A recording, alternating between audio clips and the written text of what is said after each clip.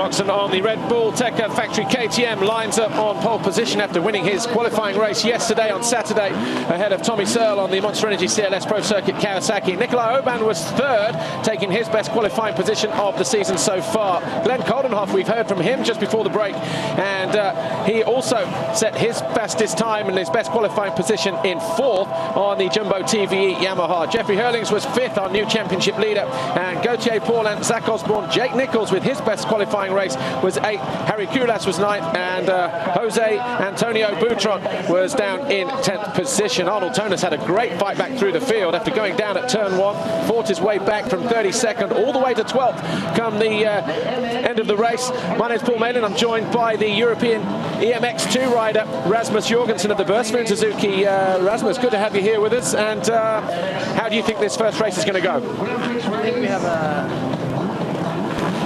I think we have a really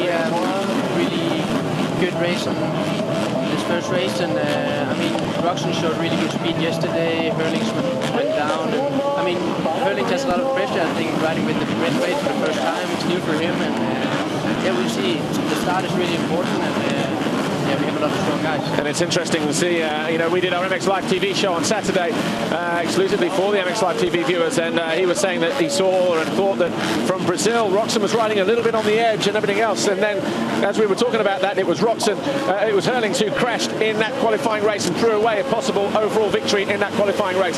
The 5-second board is up, and Mike Krass on the Burstford Suzuki nearest to the camera on the left-hand side as they head downhill, and it looks like Nikolai Oban and Ken Roczen as they head through turn 1. Oban gets a good tight turn through that left-hander, then it's 300 yards, 300 meters down this next straight, a couple of jumps, and the Monster Energy finish line jump right there as the riders head down for the first time, and it's definitely Ken Roczen who's grabbed that whole shot from Nikolai Oban in second position. One of the Monster Energy Yamahas might be Harry Kulas in third position at the moment, 151. And then there was another KTM was there in the background. Tell you what, Mike Krass might have done a good job as well from the inside on that Burstford Suzuki, starting number 55, or riding number 55, qualified in 17th yesterday, the Dutchman. And as the riders head up, we've just got a glimpse of one of the Monster Energy Kawasaki's. There's Gauthier Paulin right off the back there in the middle of the pack. That's Nikolai Oban, 131 on the XDI KTM. Then we've got, I think that's Herlings in there in third position. Then we've got Tommy Searle. Max Anstey, his teammate, not sure how he's going to perform. He had a big crash going up the wave section that you'll see in a moment. Yesterday, one of his legs fell off the bike. He was over the handlebars, got beat up. The bike landed on his back. He's carrying a slight leg injury, lower back injury, but he's going to tough it out, no doubt, is the young Brit. But Tommy Searle just making a move down the hill. Is that on Herlings around the outside? Turns 12 and 13 at the bottom of the hill, and look at that. Tommy Searle almost off the side of the bike as he heads uphill, trying to find a way as quickly as possible past the number 84, Jeffrey Herlings, who makes a mistake coming out of that right-hander. We're on board a little bit further down with Tony Boutron. He's in 9th at the moment on the Silver Action KTM, and it's all action here on this opening lap of this first FIM MX2 motocross race in Spain. Ken Roczen heads out of turn 1 to make his way to the Monster Energy finish line jump. We'll make sense of what's going on here, but certainly Roczen pulling away at the front of the field. Oban second, Herlings third, Tommy Searle fourth, and then we wait to see who comes over the line in fifth. Is it Arnold Tonis? Zach Osborne it is on the 338 bike at Cosworth Yamaha, who's gone down here. Is that Yes, Lars Olderkamp. So Lars Olderkamp goes down on the Scott KTM. So Olderkamp just catching the front end in one of those deep ruts, just on the other side of the circuit, but no doubt about who our leader is, Ken Roczen. Just going a little bit further down, Nick Treese had a good start as well, number 590. And then Harry Kulas 7th, Mike Krass 8th. Good start for him on the Burstford Suzuki. 9th is Arnold Tonis, 10th is Tony Boutron. Then we have Gauthier Paulin, Jake Nichols in 12th, Joe Roulon, Steve Lenoir, Glenn Coldenhoff, Jordi Tixier down in, where is he, 16th, Lupino 17th, Simone Zakina, Petr Petrov, and Giacomo Del Segato as we look down the start straight. Tommy Searle got a great jump there. There's Mike Krass, number 55. Just going down the inside of Herlings. Almost took his fellow Dutchman down. You know these guys pretty well, Mike Krass, Jeffrey Herlings. Rasmus Jorgensen joins me here. What do you know about those guys? What do you know about your teammate? Well, not too much actually. this was kind of a short deal with the team, and I was doing the Europeans, and they could bring my bikes and stuff and a little bit of support. So I didn't really know Mike before we started, but he's a good guy, and he's a funny guy as well, you know. And Jeffrey is a young crazy guy, you know.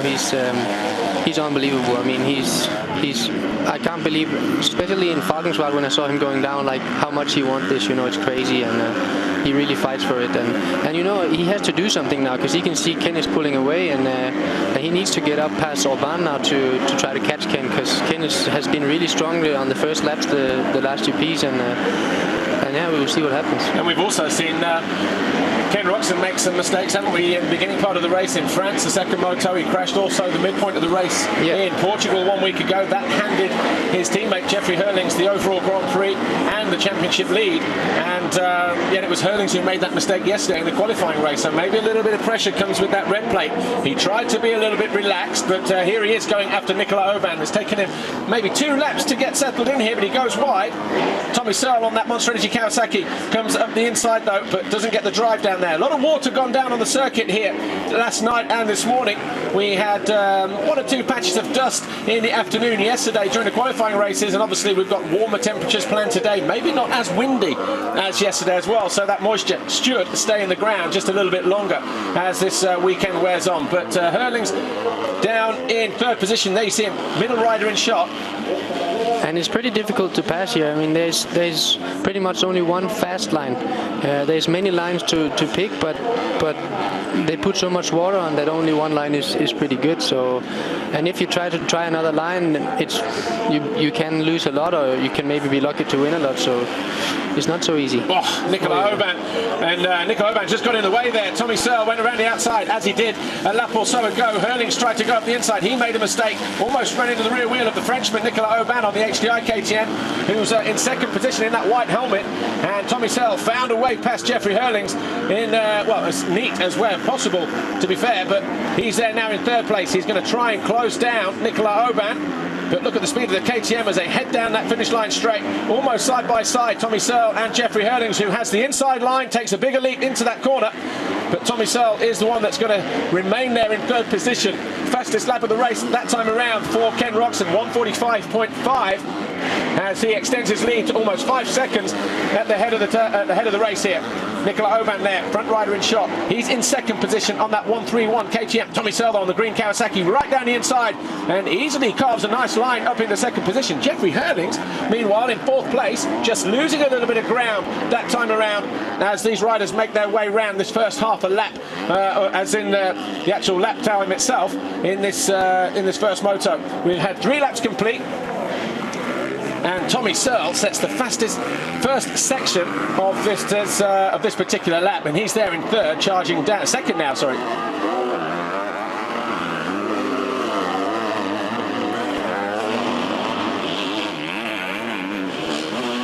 Nicolas Aubin goes wide around the outside, and that's an open invitation for Jeffrey Herlings as he flies into 3rd position, and he now will go after Tommy Searle on that green Kawasaki, just ahead of him in 2nd position. The championship, as you pointed out a moment ago, Rasmus Jorgensen from the European MXT Championship, riding the Burstwin Suzuki.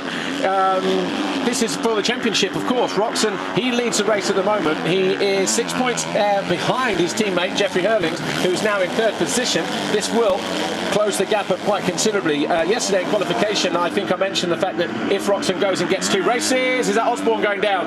Osborne goes down out of 5th position, keeps his hand on the clutch. Gauthier Paulin goes through, so too did Nick Triest and maybe Arnold Tonas. And who's that at the inside as well? No, that is Nick Triest. Yeah. So Triest does go through. So Osborne then goes from 5th, coming out of that right-hander just a couple of corners before the finish line. And it's Roczen from Searle, Herlings, Aubin 4th, Tonas 5th, Paulin 6th, Triest and Osborne now in 8th place on that bike at Cosworth Wildwood Yamaha. He's got Harry Kulas behind him on the Monster Energy Yamaha 151. That's the black machine. And Zach Osborne trying to make some adjustments. That front brake in mid-air there. as he came over that rebootizer jump. Mike Crass dropping down the order to 10th position, just ahead of Jake Nichols. Boutron is still 12th. Roulon's 13th on the Nastan JM Racing KTM. And then we have Glenn Coldenhoff. So didn't make good use of the start on that Jumbo TV Yamaha. Did Coldenhoff, who qualified 4th yesterday. And Steve Lenoir, who was the 2010 European MX2 champion, his best start of the season so far, down there in 15th place. Oh, here we go, slow-mo. Zach Osborne trying to turn up the inside of Nicola Oban, and the berm just gave away. And Zach Osborne crashing out of 5th position. Rasmus, we're up here. We've got 26.5 minutes plus 2 laps to go.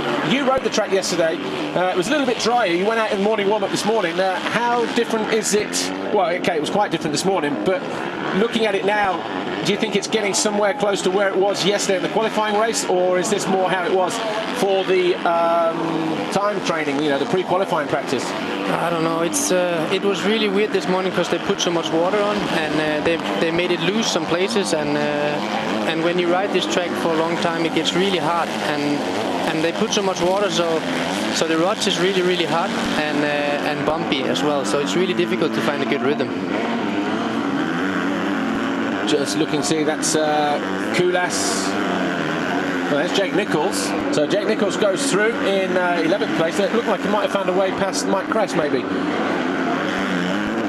So 5 laps complete. Roczen leads, Tommy Searle second. Jeffrey Herlings, fastest man on the track, in 3rd at the moment with a 1:44.4. He's got Oban and Tonus behind him with Gauthier Paulin 6th.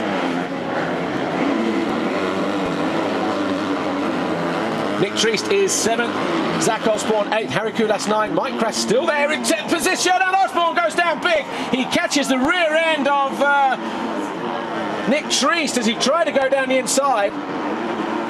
And the two riders, well, Osborne tried to go for the big jump, and the two bikes were about a half length apart. And as Nick Triest came in from the right-hand side, Zach Osborne just ran into the side of him. You can see he was just caught in no man's land, and he went down again for the 2nd time in this race. So Osborne now out of 8th position after crashing out of 5th. Watch this, Osborne just scrubs already into the side of Triest, who was just riding his line heading towards the left-hander. That's a step down over the far side of the circuit, down in turn 6. So Osborne down and out at the moment. He will pick himself up. Well, I was going to say he should pick himself up and get back into the points, but he may not. Depends how badly damaged that motorcycle is. He went down on the right-hand side. The handlebars look a little bit bent. Handlebars looks bent, yeah. Twisted off to the left-hand side. So a tough blow then for Zach Osborne on that bike at Cosworth Yamaha. No problems for this guy, though, in the early stages of this race. Ken Roczen on the Red Bull Tech Factory KTM. He has a 4.5 second advantage over Tommy Searle, who goes 3/10 quicker that time around to set the fastest lap of the race. So Tommy Searle, will we see him close down the gap a little bit more? It'll be very interesting to see how this race starts to pan out between Roczen and Tommy Searle. Herlings is another 4 seconds down in 3rd position, just behind Tommy Searle. And then we have Nicola Oban having a great ride there in 4th place on the HDI KTM. Tonus, the teammate to Zach Osborne, who we saw crash out a moment ago, he's there in 5th position. We're going down to pit lane. Here's Georgia. We're here in pit lane with Danny Sorbo. Now, Danny, you are a former junior world rally champion, and you're now riding for Mini. First time at motocross. Do you like it? I'm really impressive because I saw motocross before, but not at this level. So I think these people are just incredible, just flat all the time like that, and it's really, really nice to see. I think it's a big people. You've ridden yourself, but would you like to take your car around this track? Yeah, I really like, but I think it's too bumpy for my car. In Finland we jump a lot, but not like these guys. No, but I think it's really, really incredible. Okay, well, thank you, Danny, for speaking to us. Enjoy the race. Thank you. Back with the action. Good to see Georgia digging out 1 or 2 people from different sports. Namely rallycross. That's the 76 of Pascal Raukenecker, former European Championship rider from last year in the 125 class. Finished, I think, 2nd to Jordi Tixier last year. But having a bad ride here in this first moto. Looked like he'd been down as well. But Nicola Oban still there in 4th position on the HDI KTM as he makes his way towards the finish line.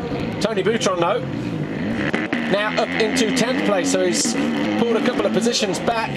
as he goes after Mike Krass. Is that Krass just ahead of him? I think it might be, actually. Just coming out of that corner. The gap was about 4 seconds before on the previous lap, but maybe he has whittled it right down, Boutron. We'll see as they come over the line right now. Well, Krass is already over the line, actually, and then Boutron comes over the line now. Yeah, so it's still about 4 seconds, so that's maybe a back marker in there, just ahead of Tony Boutron. Gauthier Paulin, though, he's on the charge, goes at the inside of Arnold Tonis. Or was Tonis already there, actually? No, Paulin, yeah, Paulin's just gone through into 5th place. So the Montserrat Yamaha of Gauthier Paulin, who qualified 6th yesterday, is now on the charge in the second half of this race. Gauthier Paulin, Rasmus Jorgensen, he, I suppose a lot of people had him down as maybe a contender, and still is a contender for winning the World Championship this year, but just not being as aggressive in the first part of the season, has he? We've had 7 Grand Prix now, and in terms of where he's finished, the last 3 Grand Prix, he's finished on the podium, 3rd in Brazil, 3rd in France, 2nd in Portugal a week ago, but we were kind of expecting a little bit more from him, weren't we, in the beginning part of the season? Yeah, I mean, I think everybody expected more, because in the pre-season he was really, really strong and looked really strong, and yeah, I don't know. It's a long season still, you know, and he showed now that he was on the podium 3 weekends in a row, and maybe, yeah, you never know. Anything can happen. But you can't afford to give the likes of Jeffrey Herlings, Ken Roczen, Tommy Searle that kind of breathing space, can you? No, definitely not. I mean, those guys have been on a different level compared to the other guys, but yeah, I mean, those 2 young guys has made a few mistakes the last GPs, and yeah, you know, you never know what happens. Well, we just saw a moment ago in pit lane, Michael Lee retiring that Ritchie Racing Factory Husqvarna out of this first moto. It's not been a good welcome return for him since injury at an Italian championship earlier on in the season. But they'll just try and regroup and get ready for the second moto. His teammate Alessandro Lupino, though, is down in 14th position, number 77. But we're looking at, is that Kulas? It's Kulas and Triest. And this is where Osborne went down, trying that same move.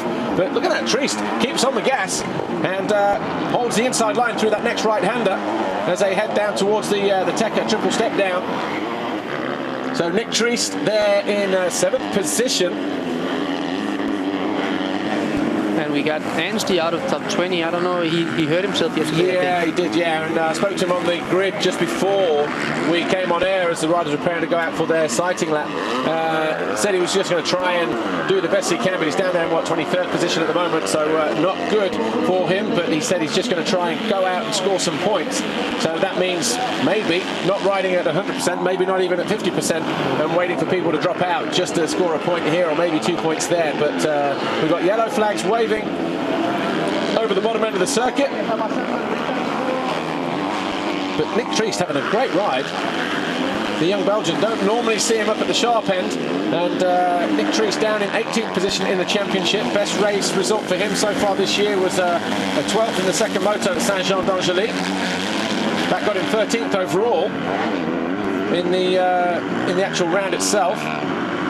So by far his best result of the season so far, and he's hanging in there inside the top 10 in 7th place, but he's too far away from Arnold Tonis, who's ahead of him in 6th place, and he's got Harry Kulas, Mike Krass, Joe Roulotte, Glenn Coldenhoff and Tony Boutron breathing down his neck. That's that whole bunch of riders just there. Mike Krass just off the back of that group. This is a pretty good ride from Mike, actually. This is by far the best. Harry Kulas steams at the inside. Sorry, Rasmus. Yeah, go for it. Yeah, I mean, I said this is a good ride for Mike, you know. I think this is by far the best he's done this season already, but I mean, the heat is still long, and yeah, you never know what happens, but so far it's looking good, and it would be good for him with some confidence, you know. Yeah, 15th was his best race of the year at the first moto in Valkenswaard, yeah. The second round of the championship. And where is he now? In 9th place. Like I say, it'd be interesting to see. 6'11", Michal Kocho moves out of the way. He's a lap down as Harry Kulas and Nick Triest come through. Then we had the Joe Roulotte off the back of there. in the dark clothing. This was Crest. Nice move down inside. The door was left wide open. And maybe Nick Treese just starting to feel the heat a little bit now in the second half of this race. Obviously, most people you would think can go good for one moto at least. But when somebody leaves that amount of room, that almost signifies that you're about to give up the challenge, doesn't it? But maybe we're wrong. I don't know. We'll have to keep an eye on that. But Tommy Searle, though, on the Monster Energy CLS Kawasaki, is still within 5 seconds of Ken Roczen, matching him lap time for lap time, both in the 145s, although Ken Roczen last time around was 3/10 quicker than the young Brit who had a birthday last week, 22 years old now, Tommy Searle.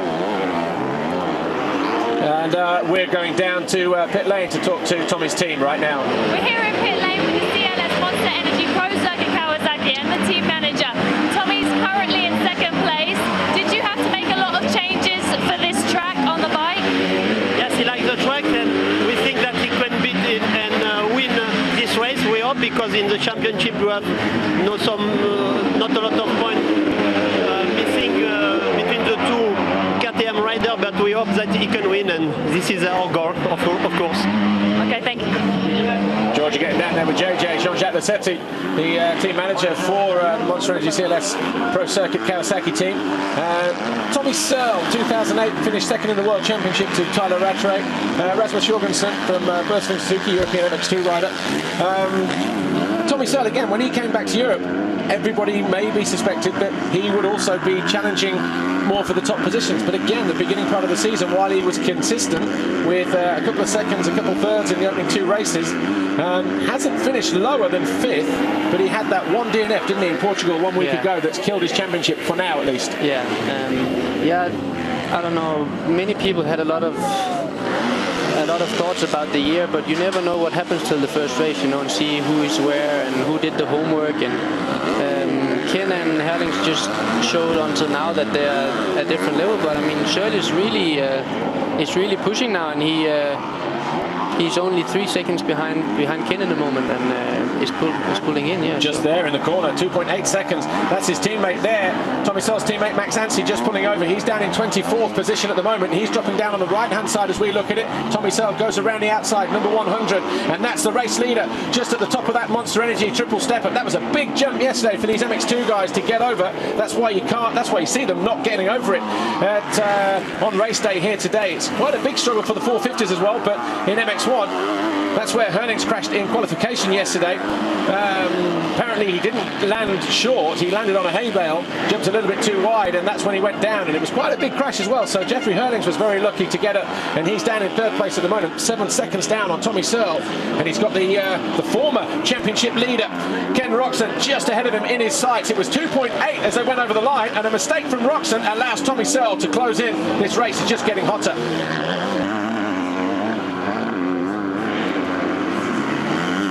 Ken Roczen continues to lead. He's completed 12 laps. He's about to complete lap 13 as he heads over the Monster Energy finish line jump.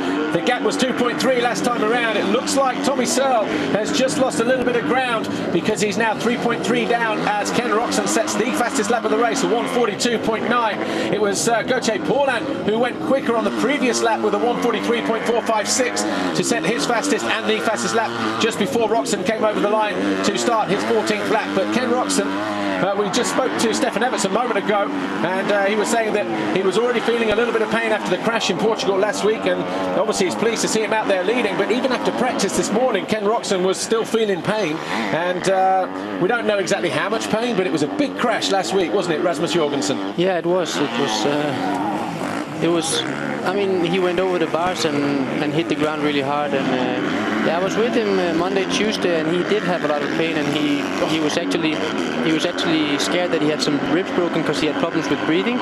So I think he's really happy that he can still run this pace, and I think actually if he can be on the podium, he should be happy because he was lucky in that one.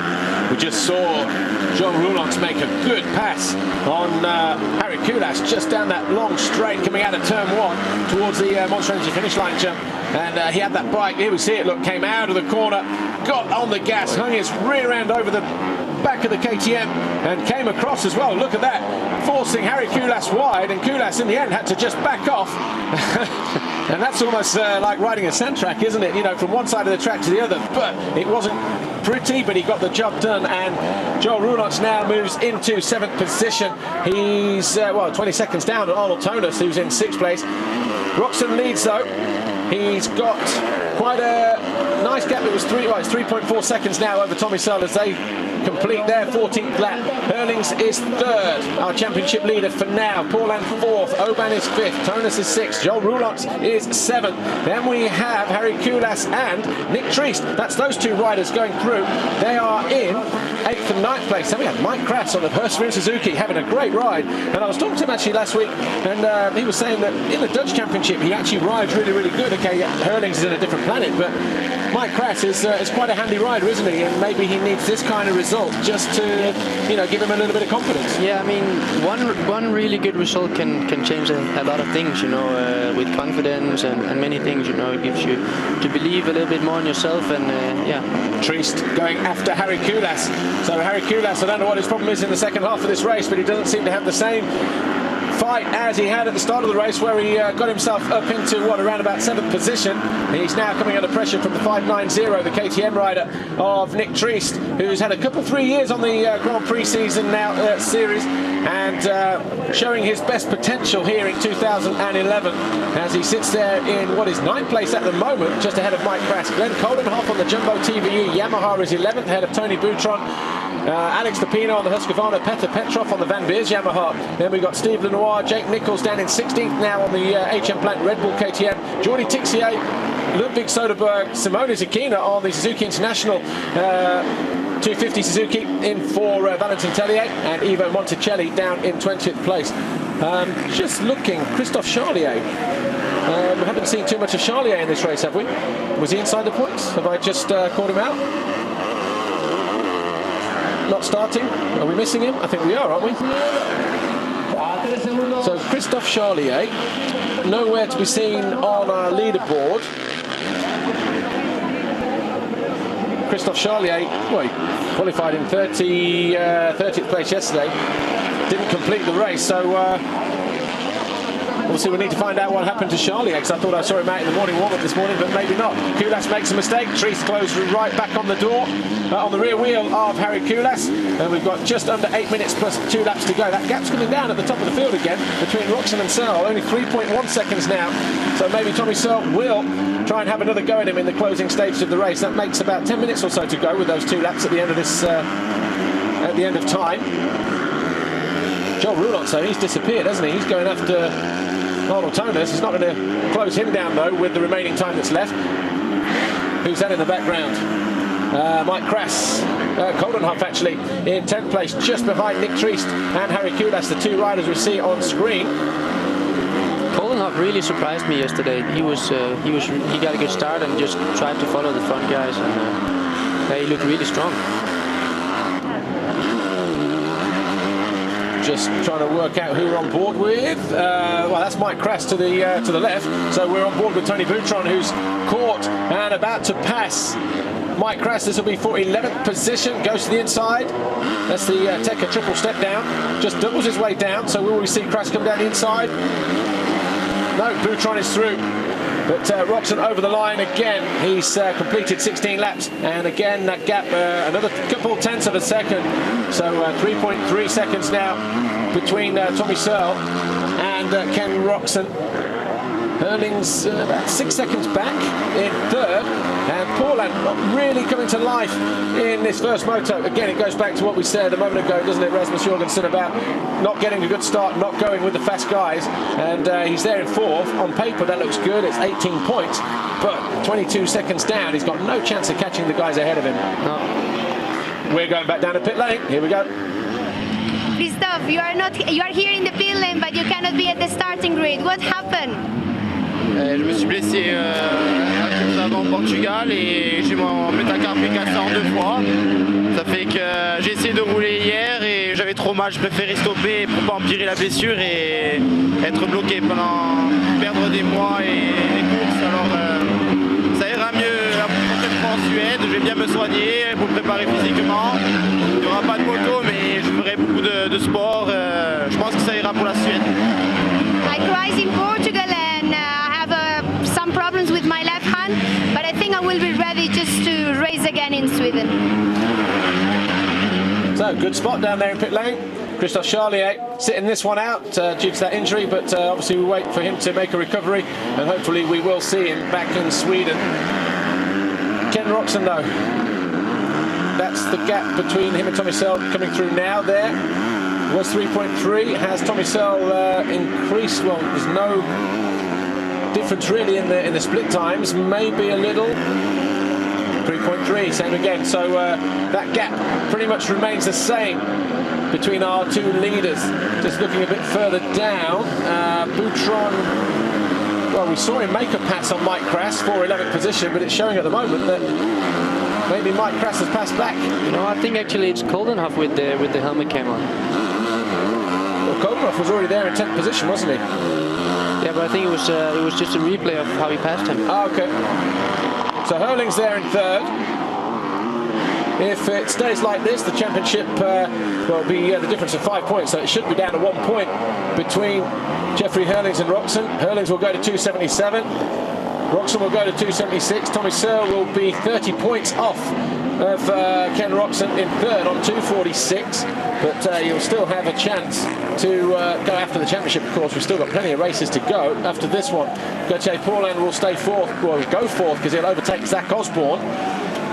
And Zach Osborne, well, we've seen him make a couple of crashes. He's down, he's not actually out now at the moment.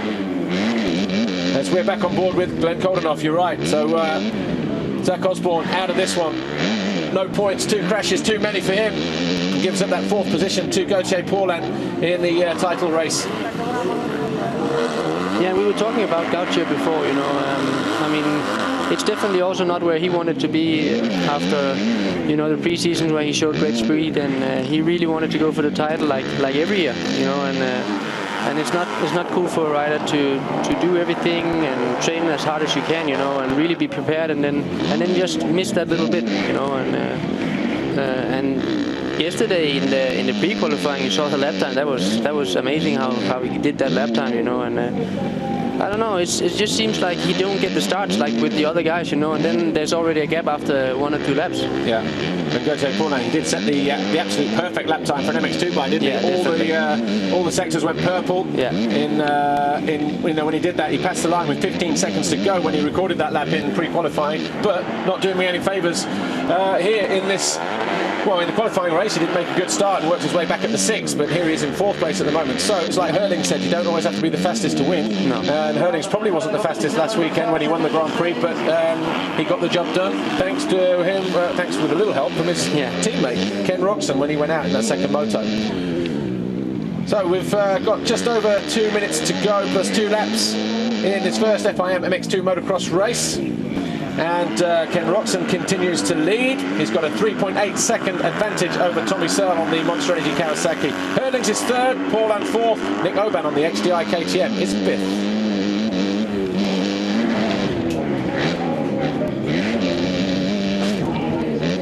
Glenn Coldenhoff with our onboard camera down in 10th place at the moment. He's only a couple seconds down on Nick Triest, who's been inside the top 10 for the whole race, having his best ride without doubt so far this season, maybe even the past couple of years. But Harry Koulas, he was the one that was dropping backwards a little bit. He's in 8th place. In fact, Harry Koulas, has he gone back past Nick Triest, or did no, Triest never actually went by him, did he? Roulance is in 7th and can't do anything about Arnold Tonus, but it looks like Tommy Searle's closing the gap again, about a half a second better than Roczen last time around. Might be 1 or 2 back markers starting to come into play now in the remaining 3 or 4 laps in this first race, because that gap now 2.8 seconds, a bit of a mistake there from Tommy Searle as he wrestles that Kawasaki out of that left-hander. He's got Steve Lenoir just ahead of him, the European champion in MX2 from 2010. He keeps a wide berth as he goes around that bottom left-hander. But Ken Roczen, he's been in control, knows how to win races. He's won enough of them this year so far, but won the opening 2 in Bulgaria, won 2 more in Glen Helen. He picked up a single race win in Brazil before crashing in the second race. Of course, he won in Saint-Jean and in Portugal. So he's racked up a fair amount of wins this year. He's got 19 race wins in total and 6 Grand Prix victories as well. And that's maybe all the more surprising that we've seen him crash out of those races in the past, what, 3 Grand Prix. Yeah. But Glenn Coldenhoff, though, he is there in 10th. Is that Triest just ahead of him? No, that is Kulas just ahead of him. So Triest has gone forward then, found a way past Kulas. Yeah. And then, so it's all changed again just inside the top 10. Roczen leads from Tommy Searle, Herlings 3rd, Paulin 4th, Oban 5th, Toner 6th, Roulon 7th, Triest 8th, Kulas 9th, and Coldenhoff 10. And he's all over the back of the Monster Energy Yamaha rider from Finland, just there. I think Triest looked like he made a mistake as well.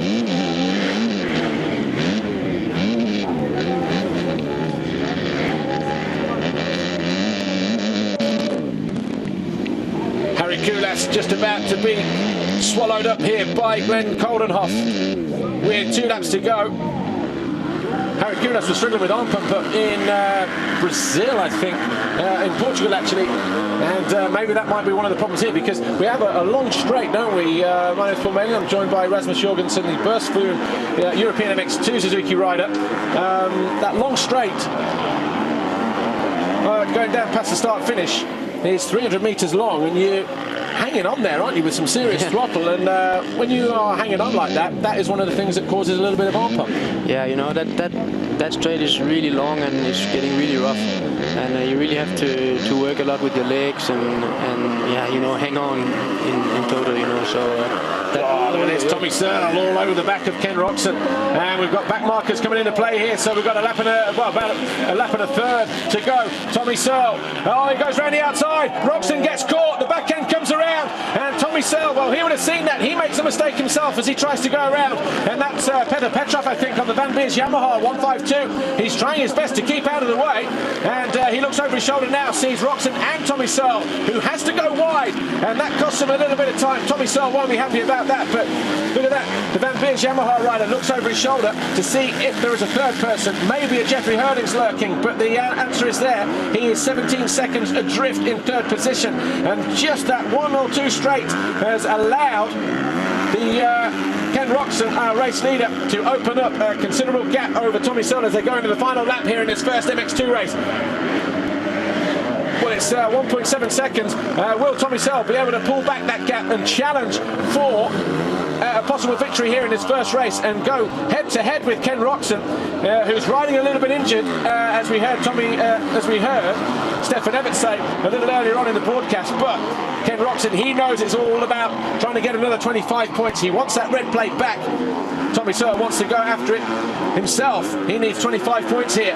He'll be disappointed that the back markers got in the way, probably didn't adhere to the blue flags that were being waved, and as a result that's cost him a lot of time, because Roczen has just pulled the pin and gone here on this final half a lap so far. And I think we're going to see, barring any mistakes, Ken Roczen bring his KTM home to victory and 25 points in this first moto. The track, we mentioned a moment ago, Rasmus Jorgensen, about the lines just getting bumpy down that finish straight, but this track is really getting chewed up, isn't it, down the bottom end of the circuit, and the riders really having to respect this track. It was pretty flat yesterday, and again, 1 or 2 comments where they were saying, oh, it's difficult to pass, or it's flat, it's too fast, or whatever, but today, race day, a completely different animal altogether, and really sorting out these guys. They will know they've been in a race in this first moto. It's about 22, 23 degrees outside as well, getting warmer, and these 2 guys, Ken Roczen and Tommy Searle, really turning up the pressure and turning up the speed on this final lap just to stay ahead of each other. But it's going to be Ken Roczen with 2 corners to go as Tommy Searle looks to have backed off, and he's going to come over the line in 2nd position as Ken Roczen heads down the final straight towards the Monster Energy finish line jump. He takes victory here in the first moto, and that's a big 25 points for him. Tommy Searle comes over the line with a big whip as well in 2nd. Jeffrey Herlings, our new championship leader as of a week ago, he will come home in 3rd, about 15 seconds back, maybe 20 seconds back, and his gap at the top of the table will be cut just to 1 point as they head into moto number 2 a little later on today. Still waiting for Herlings to come over the line. There he is, right in the middle of the screen. And he's, 25 seconds down on Tommy Searle in the end, who just walks off. He'll be disappointed about that last lap. Gauthier Paulin comes over the line in 4th on the Monster Energy Yamaha. Back marker comes through, and we wait for Nicolas Aubin. there he is on the HDI KTM. So Nicolas Aubin. You know, this really gotta feel good for Ken. You know, being the whole week and like not knowing if he could do 100% or even right. You know. Just saw him there getting a noise test as well. Randomly selected Ken Roczen. That's the last thing he wants, but we saw Andy Summers there just give him the thumbs up to say your bike has passed what is the required limit at the end of the moto. But Ken Roczen there, the heart in the mouth there for a moment when he got pulled over for the noise check. But in the end, he was fast enough. He picked up 25 points and victory in moto number 1. Tercer clasificado ha sido Herlings a 28 segundos, 147 centésimas. If you just missed it, Ken Roczen was our winner, ahead of Tommy Searle. Jeffrey Herlings third, Paulin fourth, Aubin fifth, from Tonus, Roulance, Triest, Coldenhoff and Harry Kudas. Boutron was 11th ahead of Mike Crass, his best rider of the year so far in the Burstboom Suzuki. Then it was Lupino 13th, Jake Nichols 14th, Peter Petrov, Steve Lenoir, Jordi Tixier, Ludwig Soderberg was 18th, Giacomo Del Segato and Simone Zacchina was our final point scorer in 20th. This is what the championship looks like. Jeffrey Herlings will continue to lead, but that lead goes from 6 points to 1 point with that victory from Ken Roczen and the third place finish from Jeffrey Herlings, 277, place 276. Tommy Searle 30 points back in third. Then Gauthier Paulin, he moves past Zach Osborne, who didn't finish up the first race. Tonus is sixth and closes up on his teammate as well, with the 7th place rider in the championship. Actually, Max Anstey moves down a position. He loses 6 to Arnold Tonus, and then we have Harry Kudas 8th, Joe Roulance 9th, Nicolas Aubin gains a position over Christophe Charlier, who drops to 11th. Glenn Coldenhoff moves up a position as well, into 12th, just ahead of Jordi Tixier.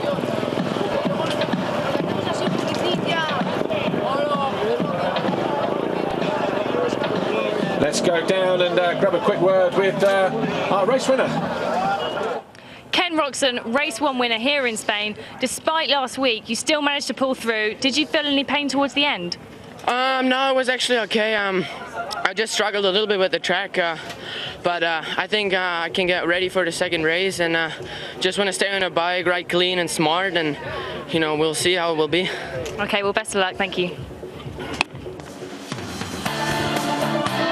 So despite 1 or 2 bruises from that crash in Portugal, the second moto 1 week ago, Ken Roczen gets a good start and almost disappeared at the front of the field. He had to contend with Tommy Searle on the Monster Energy CLS Pro Circuit Kawasaki. He ran him all the way to the checkered flag and he picked up 2nd place in the end. He's waiting down the podium to speak with Georgia, and we're going down there right now. Let's hear what Tommy Searle has to say. He's with Georgia. Tommy Searle, 2nd place on your Kawasaki. The last few laps, there were a couple of backmarkers in the way, but you were catching Ken Roczen. Yeah, I was catching him, but the track's really one-lined anyway, and I knew that, but I'm happy with the way I rode, and we have 1 more motor, so 2's as good as 1 in the first race, and if I can get the win the next race, I'll take the overall. So really happy with the team and the bike, and yeah, just want to win the next one. Okay, thank you. Well, that's the closest Tommy Searle has come to beating or taking a position away from Ken Roczen in a straight-up shootout. Yes, he was a little bit disappointed with the back markers. He understands the way that the circuit is as well, but he'll be back in the second moto. If he can get another good start and run with the KTMs, who knows, maybe Tommy Searle will be able to pick up another 25 points. That'll be 3 moto wins in 3 weeks. We're going down Jeffrey Herling, the track was pretty one-line, but you came through with a 3rd. Do you think you can go back into the second race and take the win? I don't know, it's really hard. You know, riding wasn't good.